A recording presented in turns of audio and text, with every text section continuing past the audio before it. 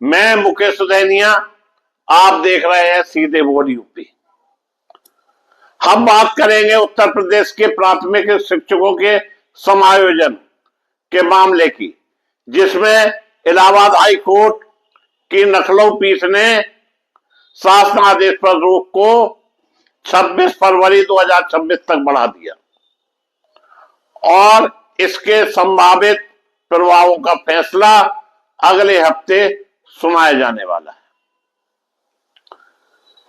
उत्तर प्रदेश के बेसिक शिक्षा विभाग ने 14 नवंबर 2025 को एक शासनादेश जारी किया था, जिसमें प्राथमिक स्कूलों के शिक्षकों का समायोजन और स्थानांतरण एडजस्टमेंट की नई प्रक्रिया निर्धारित की गई। इसके तहत कुछ शिक्षकों को एक्स्ट्रा सरप्लस ज्यादा शिक्षकों वाले विद्यालयों में सर्विस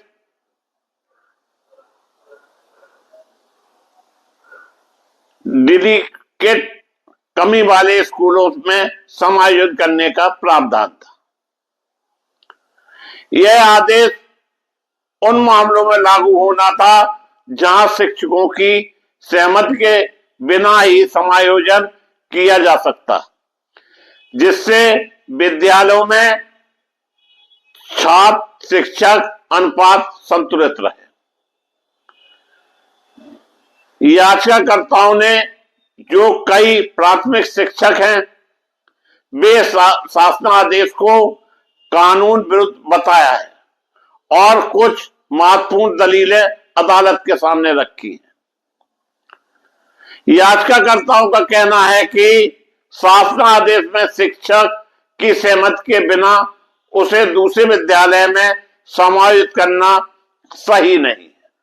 यह बेसिक शिक्षा अधिनियम 1972 के नियमों का उल्लंघन है, विशेषकर नियम 21 के तहत। इस प्रक्रिया से शिक्षकों की वरीयता सीनियरिटी प्रभावित हो सकती है, यानी सेवा ऑब्लिक वेतन या कैरियर में आगे बढ़ने की स्थिति पर प्रतिकूल प्रभाव पड़ सकता है। ऐसा कहा गया है कि नियमों के हिसाब से निर्धारित आदर्श छात्र शिक्षक अनुपात को ध्यान में न रखे जाने की शिक्षा गुणवत्ता पर असर पड़ेगा। समायोजन की पूरी प्रक्रिया स्पष्ट और पारदर्शी नहीं रखी गई, जिससे मनमानी की आशंका बढ़ जाती है।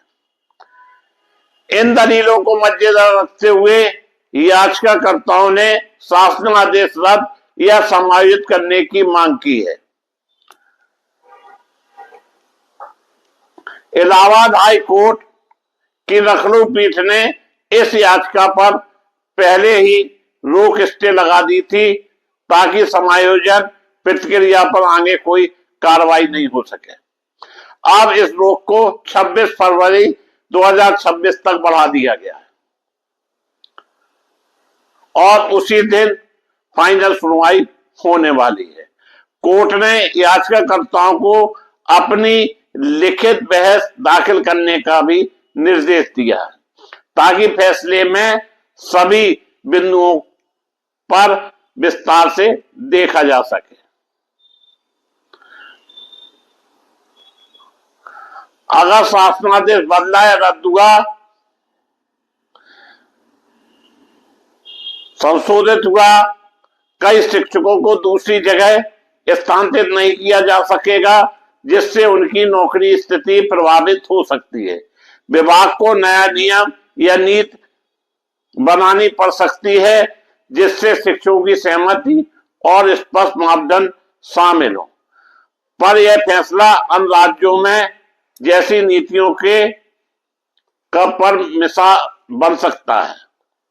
अगर कोर्ट ने आदेश को मान लिया तो सरकार समायोजन को लागू कर सकती है, जिससे छात्र शिक्षक अनुपात बेहतर होगा। अगर नियम सही से लागू हुआ, शिक्षकों का स्थानांतरण जल्द होगा, लेकिन याचिकाकर्ताओं की कुछ चिंताओं जैसे सहमति और वरिष्ठता को अलग नियमों से समायोजित साफ किया जाना जरूरी है।